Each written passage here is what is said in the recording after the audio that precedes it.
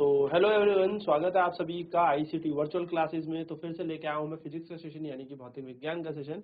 और जिसमें कल की क्लास में हम लोगों ने पोटेंशियल एनर्जी के बारे में जान लिया था, यानी कि स्थैतिक ऊर्जा के बारे में जान लिया था।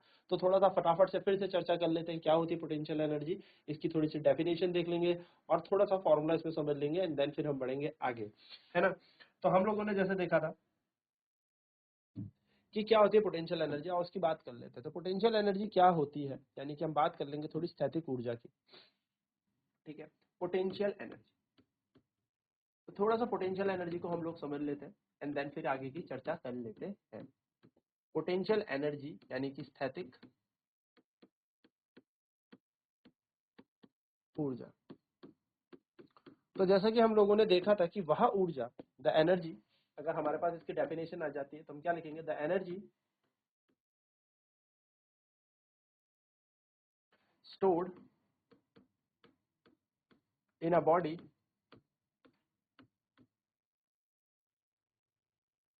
due to change in its state, या मैं बोल सकता हूं due to change in its shape, size,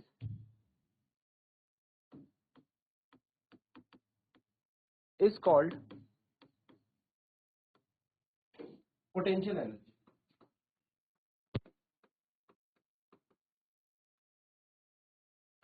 है ना। स्थैतिक ऊर्जा क्या हो गई, तो स्थैतिक ऊर्जा वो ऊर्जा होती है, यानी कि पोटेंशियल एनर्जी वो एनर्जी होती है जिसपे कोई बॉडी के पास ना एनर्जी होती है और वो उसकी स्टेट को चेंज करने के कारण होती है, उसकी शेप को चेंज करने के कारण होती है। जैसे मैंने आपको बताया था कि धनुष का क्या खींच लो आप, उसकी रस्सी खींच लो या एक रबड़ को खींच लो, तो उस स्ट्रेच रबड़ बैंड में, उस खींचे हुए रबड़ बैंड में कौन सी एनर्जी है, पोटेंशियल एनर्जी है, स्थैतिक ऊर्जा। ठीक है, तो क्या कहते हैं स्थैतिक ऊर्जा, पहले इसको लिख लेंगे। हम ऐसे कह सकते हैं कि स्थैतिक ऊर्जा जो होती है वह ऊर्जा जो किसी वस्तु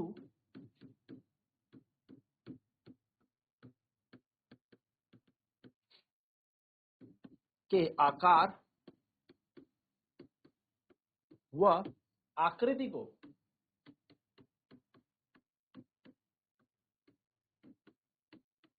या आकृति के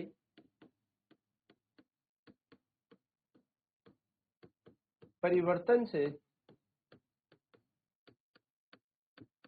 होती है, यानी कि वह ऊर्जा जो किसी की आकार व आकृति के परिवर्तन के कारण है। ठीक है, तो किसी बॉडी के अंदर एनर्जी है लेकिन उसकी आकृति यानी कि उसका शेप साइज चेंज हो रखा है और उसके कारण उसके पास जो एनर्जी है उसको क्या बोलेंगे, पोटेंशियल एनर्जी बोलेंगे। तो फटाफट से इसको लिख ले एंड देन फिर हम आगे की चर्चा करते हैं। फिर हमने देखा था कि किसी ऊंचाई के कारण या किसी वस्तु की हाइट के कारण, किसी बॉडी पे हाइट के कारण क्या पोटेंशियल एनर्जी होती है। तो हम एडिंग लिखेंगे potential energy due to height, यानी कि किसी ऊंचाई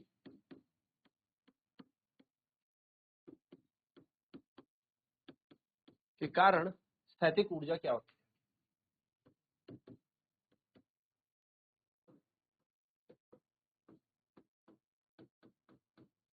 मान लीजिए आपको किसी वस्तु को इस पॉइंट से इस पॉइंट तक लेके जाना है, इस बिंदु से इस बिंदु तक लेके जाना है जो कि h ऊंचाई पर है।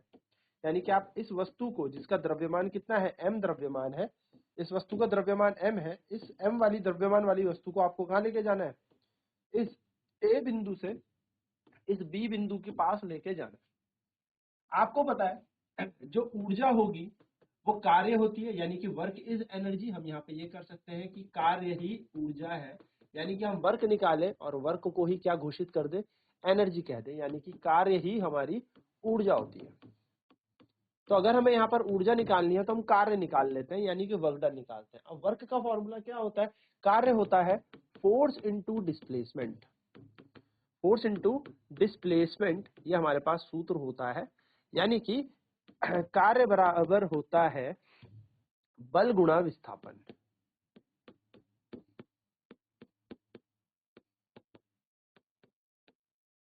है ना। ये बात हमें समझ में आती है। अब करना कुछ नहीं है, करना कुछ नहीं है, ये जो बल है यहाँ पर हमें दिख रहा, ये जो बल हमें दिख रहा है ये किसके बराबर होगा, यही तो वजन होगा, यानी कि बल होगा mg का काम कर रहा। तो बल की जगह हम क्या लगा देंगे, mg लगा देंगे, क्योंकि वेट जो बॉडी का है, जो भार उस वस्तु का है वही तो mg है। और विस्थापन कितना हुआ, तो आप देखेंगे इस a बिंदु से इस b बिंदु तक जब हम वस्तु को ले गए तो h ऊंचाई के ऊपर ले गए तो mgh हमारा कार्य हो गया, और ये mgh ही हमारी क्या बन जाएगी, ऊर्जा बन जाएगी mgh। तो मैंने जैसे कि आपको पहले भी बताया था कि आपको याद रखना है कि स्टैटिक ऊर्जा को हम U से दर्शाते हैं, स्टैटिक ऊर्जा को हम U से दर्शाते हैं, तो U बराबर बन जाएगा mgh। And this is the formula for the potential energy as a certain height, यानी कि यही वो सूत्र है जो स्थैतिक ऊर्जा का है किसी ऊंचाई के कारण। तो mgh हमारा सूत्र होता है। तो फटाफट से इसको लिख लीजिए, ये फॉर्मूला आपको याद रखना है। जैसे हमने गतिज ऊर्जा का सूत्र याद रखा था हाफ mv², यानी कि जैसे हमने काइनेटिक एनर्जी का फॉर्मूला याद रखा था हाफ mv², उसी तरीके से हमें ये पोटेंशियल एनर्जी का भी फॉर्मूला याद रखना है, mgh होता है। ठीक है, तो जल्दी से इसे नोट कर लीजिए।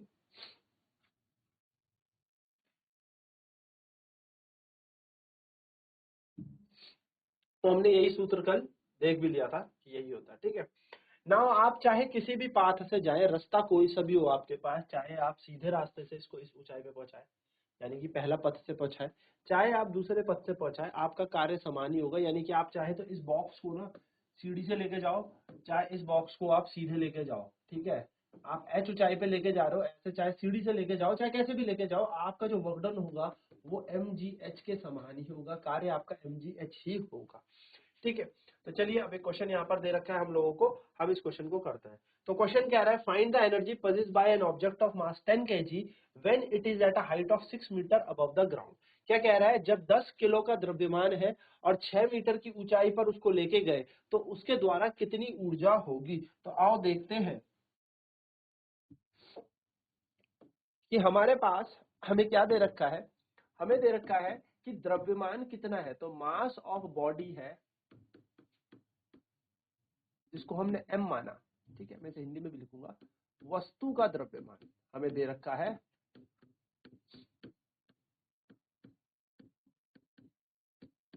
10 किलो हमें दे रखा है। ठीक है, 10 किलो हमें क्या दिया है, वस्तु का द्रव्यमान दे रखा है। ये देखो आपको दे ही रखा है क्वेश्चन में कि एक मास है 10 kg का और वो क्या किया, वो पहुंचा है आपका 6 मीटर की ऊंचाई पे। ठीक है, तो 10 kg का द्रव्यमान है, कितनी ऊंचाई पे ले गए इसे, 6 मीटर की ऊंचाई पे आप इसको ले गए। तो जैसे ही आप इसको कितनी हाइट पे ले गए, तो हाइट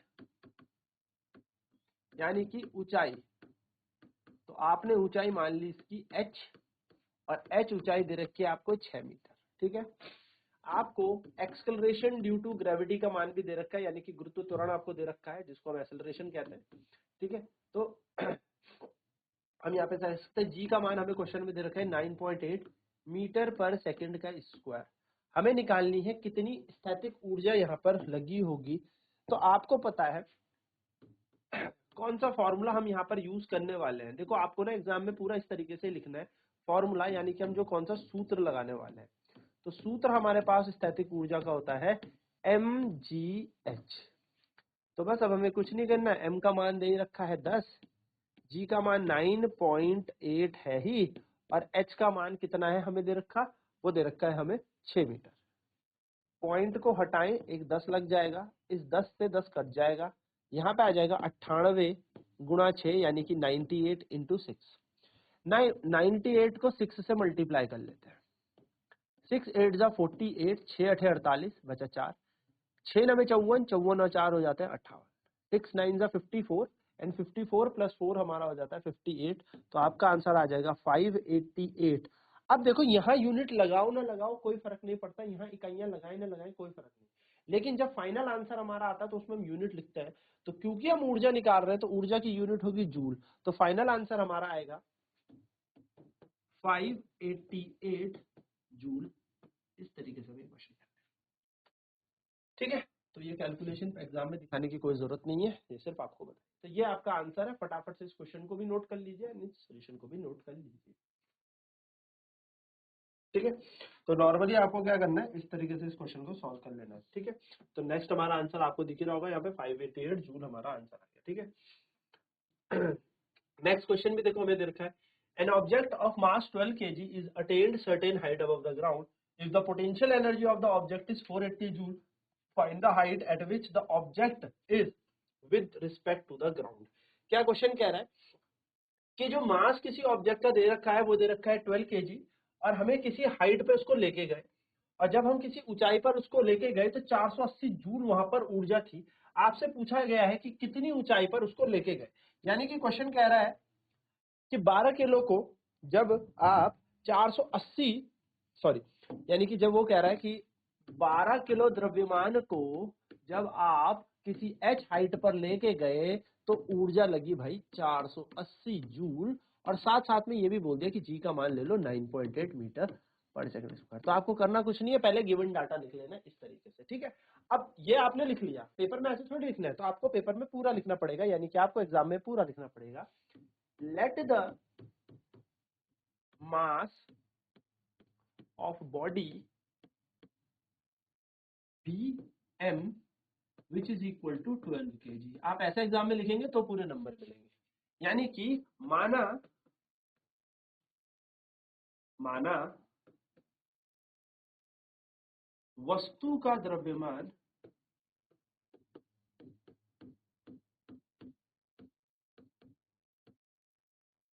m बराबर 12 किलो है, ठीक है। फिर पोटेंशियल एनर्जी, आपको पोटेंशियल एनर्जी दे रखी है U इक्वल्स टू कितनी 480 जूल, यानी कि आप लिखेंगे स्थैतिक ऊर्जा, और स्थैतिक ऊर्जा कितनी दे रखी है, स्थैतिक ऊर्जा आपको दे रखी है U बराबर 480 जूल। आपको ये पूरा लिखना है, ठीक है। हिंदी वाले हिंदी वालों को लिखे, इंग्लिश वाले इंग्लिश को लिखे, ठीक है। नेक्स्ट बात करते हैं आगे, और क्या दे रखा है हमें यहाँ पर फिर बोला है ऊंचाई, हाइट h, जिसको हमें निकालना है टू बी कैलकुलेटेड, यानी कि ऊंचाई हमें निकालनी है, h हमें ज्ञात करना है। साथ साथ में हमें g का मान भी दे रखा है जो कि है 9.8 मीटर पर सेकेंड स्क्वायर। अब हम यहाँ पे लगाएंगे फॉर्मूला, क्या लगाएंगे फॉर्मूला, तो हम लिखेंगे अकॉर्डिंग टू, हमें इसी तरीके से लिखना है, ठीक है। According to the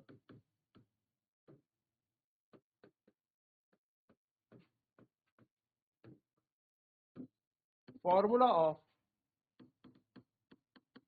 potential energy, स्थैतिक ऊर्जा के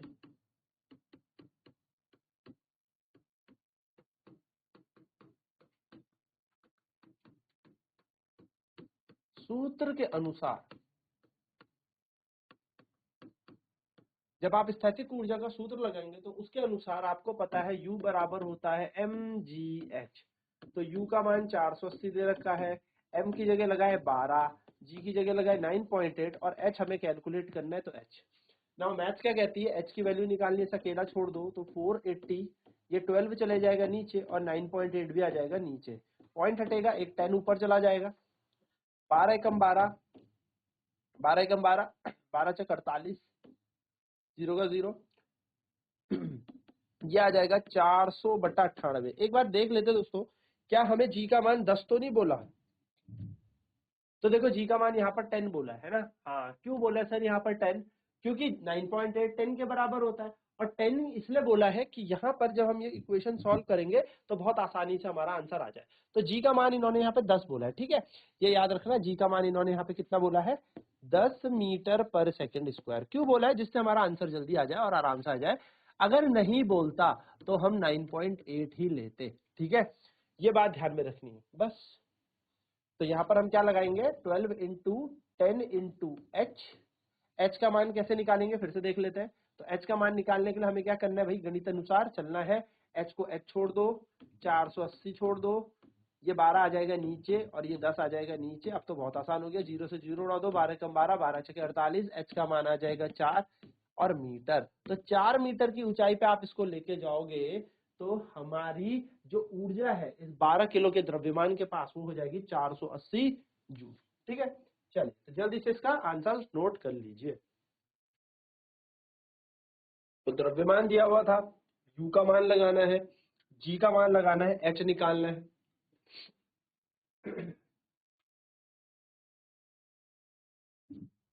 चलिए, सो आगे बढ़ते हैं, आगे देखते हैं क्या है हमें दिया। तो आगे कहता है, देखो हमारा आंसर 4 मीटर था, 4 आ गया, ठीक है।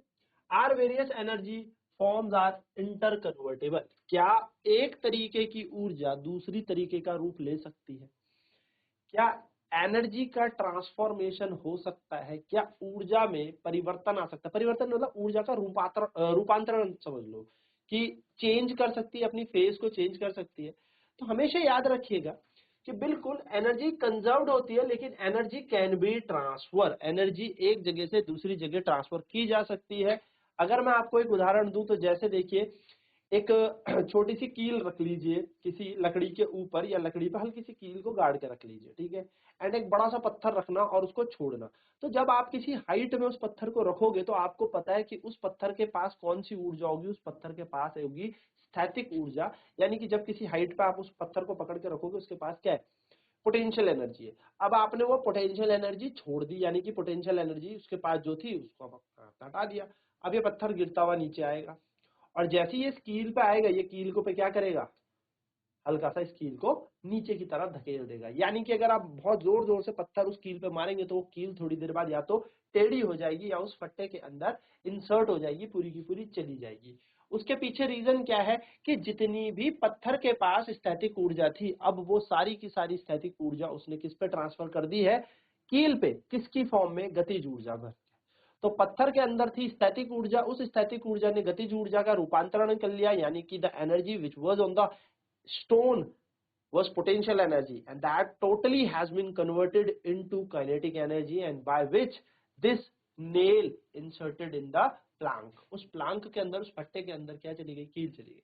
सो एनर्जी का ट्रांसफॉर्मेशन बिल्कुल हो सकता है, यानी कि एनर्जी हमारी एक स्थान से दूसरे स्थान पर जा सकती है, परंतु ऊर्जा हमेशा नियत रहेगी, कंजर्व्ड रहेगी, और वही अब हम पढ़ने वाले हैं। तो कहते हैं law of conservation of energy में, कि क्या कहता है हमें law of conservation of energy. तो आओ उसको समझ लेते हैं। तो लॉ ऑफ कंजर्वेशन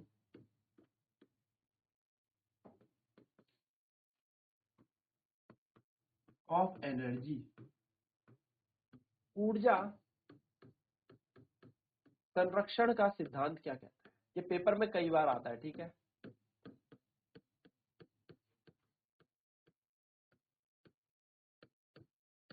ठीक है, ऊर्जा संरक्षण का सिद्धांत,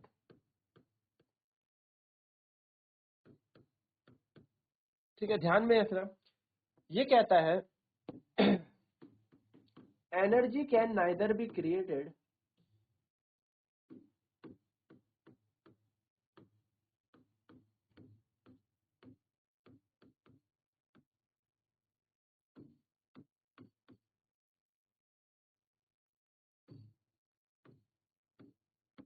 nor be destroyed.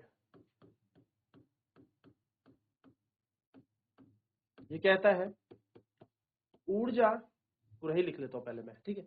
Energy can neither be created nor be destroyed, but it can be transfer, या it can be transform from one form to another.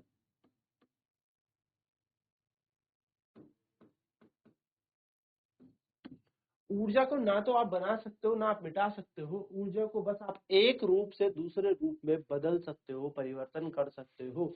यानी कि आप एनर्जी को कन्वर्ट कर सकते हो एक फॉर्म से दूसरे फॉर्म में। इसका एक छोटा उदाहरण मैंने आपको दे दिया कि पत्थर अगर आपके पास है, कील पे छोड़ोगे तो वो पूरे के पूरे पत्थर की ऊर्जा किसमें कन्वर्ट हो जाएगी? गतिज ऊर्जा में बदल जाएगी। यानी कि जो स्थैतिक ऊर्जा थी वो गतिज ऊर्जा का रूप ले चुकी है, यानी कि the energy which was stored was potential energy and that has converted into the kinetic energy. Now अगर मैं बात करूं आपसे एक छोटी सी, जैसे आप एक रस्सी को खींच लेते हो, उसमें धनुष का बाण अटकाया हुआ, तो जब आप उस रस्सी को छोड़ोगे तो वो बाण क्या करेगा? उड़ता हुआ चला जाएगा। तो जब तक आपने उसको खींचा हुआ था, टिल यू स्ट्रेच्ड, जब तक आपने उसको खींचा हुआ था, रस्सी को खींचा हुआ था, उसके पास कौन सी एनर्जी थी? उसके पास एनर्जी थी पोटेंशियल एनर्जी। उसके पास स्थैतिक ऊर्जा थी। जैसे ही आपने वो बाण छोड़ दिया, यहाँ से अपना हाथ हटाया, तो वो जो रस्सी छूट गई, वो रस्सी तो वापस आ जाएगी। तो उस रस्सी के पास पहले पोटेंशियल एनर्जी थी और वो पोटेंशियल एनर्जी काइनेटिक में कन्वर्ट हुई और वो जो तीर थी, जो एरो था, दैट गोज, वो चला जाता है। रीजन क्या है? That potential energy converted into kinetic energy. ऐसे उदाहरण भी ले सकते हो कि गुलेल में हमने पत्थर फंसाया एंड गुलेल में जब वो पत्थर हम छोड़ते हैं तो वो गुलेल की जो रबड़ होती है उसके पास कौन सी ऊर्जा है? पोटेंशियल। मैंने आपको बताया था स्थैतिक ऊर्जा किसी की आकृति व आकार के बदलने के कारण होती है। यानी कि when we change the shape and size of an object और anything, the energy stored in it is known as potential energy. तो हमने उसे खींच रखा है। अब जब खींच रखा है उसके पास कौन सी एनर्जी है? पोटेंशियल है। छोड़ा तो वो पोटेंशियल किस में कन्वर्ट हो जाएगी? काइनेटिक में। वो स्थैतिक ऊर्जा गतिज ऊर्जा में परिवर्तित हो जाएगी और पत्थर निकल जाएगा एकदम गोली की तरह। तो रीजन यही है कि एनर्जी कन्वर्ट हो सकती है। Energy can be convert, but energy को बनाया नहीं जा सकता। आप कहीं से ऊर्जा लाए नहीं होंगे। जब आपने रबड़ खींची तो उसके अंदर वो ऊर्जा थी पहले से।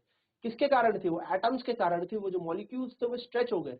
अब वो एटम वापस आना चाहते हैं अपने ही स्थान में। जब आपने छोड़ा तो वो एटम जो खिंच गए थे, जो छोटे छोटे कण थे गुलेल की रस्सी में या गुलेल की जो हमारी स्ट्रिंग्स होती हैं उसके अंदर, वो वापस आने की कोशिश करेंगे। तो जब वो वापस आने की कोशिश करेंगे तो वो आपके पास एनर्जी पहले से ही थी, तो वही एनर्जी किस में कन्वर्ट कर दी? उसने काइनेटिक में कन्वर्ट कर दी। ठीक है, तो जल्दी से लिख ले कि ऊर्जा संरक्षण के अनुसार या ऊर्जा मैं कह सकता हूँ ऊर्जा संरक्षण के नियम अनुसार ऊर्जा ना तो बनाई जा सकती है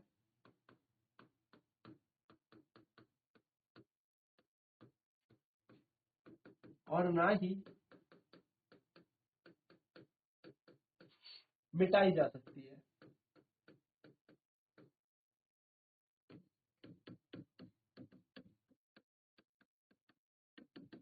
इसे एक रूप से दूसरे रूप में बदला जा सकता है, यानी कि इसका रूपांतरण हो सकता है। ठीक है, जल्दी से इसे नोट कर ले, फिर बढ़ते हैं आगे की तरफ। ये था, हमने स्थैतिक ऊर्जा के बारे में जाना, फिर हमने law of conservation of energy को जाना। तो कल हम इसके आगे और चर्चा करेंगे और बातें जानेंगे। तो आईसीटी वर्चुअल क्लासेस में जुड़ने के लिए धन्यवाद। आपका दिन शुभ हो।